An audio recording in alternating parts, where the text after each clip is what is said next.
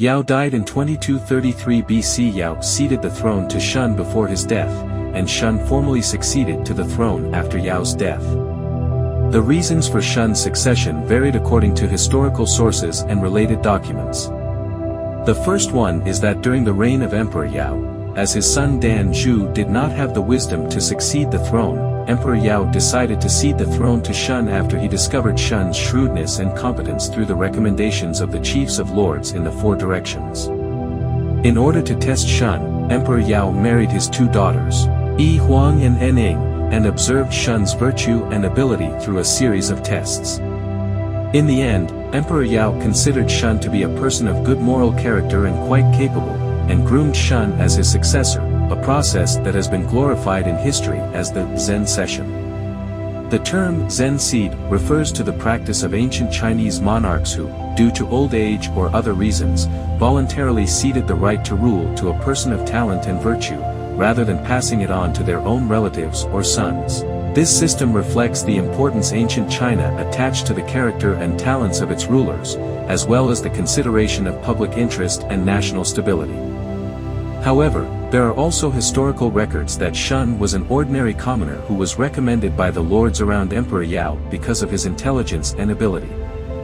In order to get the throne, Shun used a scheme to imprison Yao until his death, and Yao's son Dan Zhu was expelled, and Shun was eventually succeeded by a commoner as the son of heaven. This statement is at variance with the traditional virtue of session and reflects different interpretations of ancient historical records and legends. Shun, an important figure in ancient Chinese legend, is honored as Yu Shun. His family name was Yao, his first name was Chonghua, and he was known as the Yu clan. It is said that he had two pupils in his eyes, hence the name Chonghua. Shun was a descendant of the Yellow Emperor. His father was blind, his mother died early, and his stepmother and half-brother Elephant were very unkind to him. But Shun was still known for his filial piety. In 2232 BC, Shun officially became the ruler of the world. During his reign, Shun attached great importance to the study of astronomy and calendars. He revised the calendars that had been in use since the successive dynasties to adapt to the needs of agricultural production, to ensure that farming activities were synchronized with the seasonal changes, and to improve the efficiency of agricultural production. During Shun's reign, very mediocre and virtuous men, such as Dayu, Gaotao, Qi, Huji and others, divided their work and cooperated in governing the country. Appointing Dayu to be responsible for water control, Dayu spent 13 years and passed through the house 3 times in order to control the water, and finally succeeded in controlling the flood, so that the farmland could be restored and the people could live in peace and work happily. Dayu's water control deeds not only solved the major natural disasters of the time, but also won Shun a wide popularity. Appointing Gao Tao to be responsible for the administration of justice, he established a just legal system to maintain social order. Considered to be the earliest judicial officer in ancient China, Gao Tao established a just legal system, emphasized the rule of law, and maintained social order, ensuring the stability and fairness of the country. Qi was appointed to be in charge of education, promoting culture and enhancing the quality of all people. Qi was one of Shun's important assistants. He promoted culture and education, emphasized the education of morality and etiquette, upgraded the quality of all the people, and promoted the progress of civilization in the society. He appointed Ho Ji to be in charge of agriculture and to promote advanced agricultural technology. Ho Ji was one of the founders of agriculture, and he promoted advanced agricultural technology and farming methods, which ensured a stable supply of food and promoted the development of agricultural production. Shun also promoted the 5 teachings, namely filial piety, fraternal duty, compassion, love and loyalty, emphasizing family harmony and social harmony.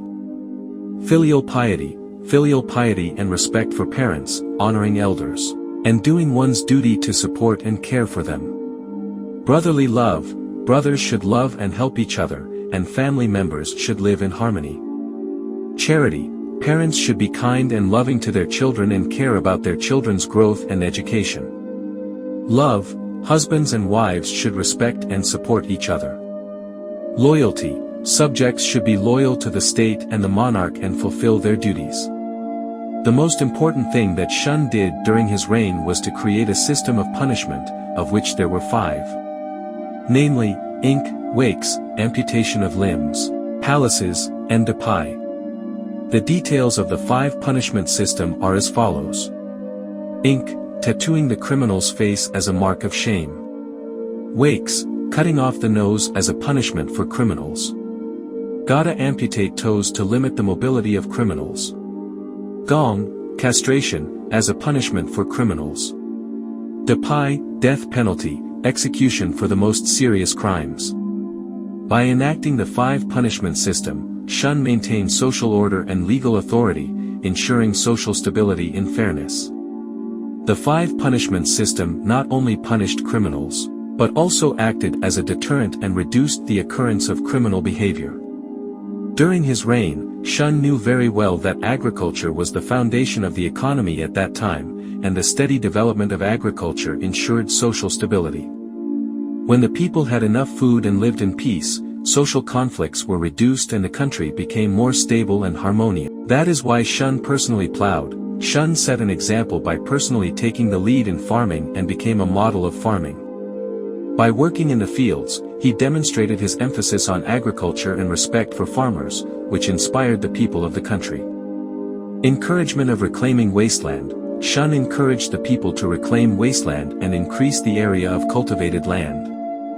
He formulated policies to reward those people who actively reclaimed the wasteland to ensure that more land was effectively utilized and to increase the country's food production. Improvement of agricultural tools. During the Shun period, improvement and innovation of agricultural tools were emphasized. For example, the use of more efficient wooden and stone farming tools was promoted, which improved the efficiency of farming and reduced the labor intensity of farmers. During Shun's reign, he promoted social harmony and national stability through the implementation of moral governance, the appointment of wise men and women, the control of floods, the development of a system of rights and music, the implementation of the 5 religions and the creation of the 5 systems of punishment. His policy of governance and management experience provided valuable reference and inspiration for future generations, making him one of the sagacious emperors in ancient Chinese legends. During his later years, Shun gradually left the affairs of state to Dayu. Dayu was highly recognized by Shun and the people for his outstanding performance in water management and other aspects. Through a series of inspections, Shun confirmed that Dayu possessed the talent and virtue to be qualified for the throne. In his later years, Shun held a grand ceremony to officially pass the throne to Dayu. This act was not only a recognition of Dayu's talent, but also a consideration for the future development of the country, ensuring that the country would continue to prosper under the leadership of a capable person. After passing the throne to Dayu, Shun went on a southern tour of Kangwu, present-day Hunan and Jiangxi, China, to study the geography and the living conditions of the people there. Through the tour, Shun was able to gain a more comprehensive understanding of the actual situation of the country and provide guidance and supervision to local officials to ensure the effective implementation of national policies and the improvement of local governance. Legend has it that Shun died of illness during his southern tour of Kangwu at the age of 110. After his death, Shun was buried in Kangwu Jiui Mountain, present-day Jiui Mountain, Ningyuan County, Hunan Province, and later generations built the Shun Emperor's mausoleum in his honor. Shun's mausoleum became a holy place of worship for later emperors and people, reflecting Shun's important position in Chinese history and culture.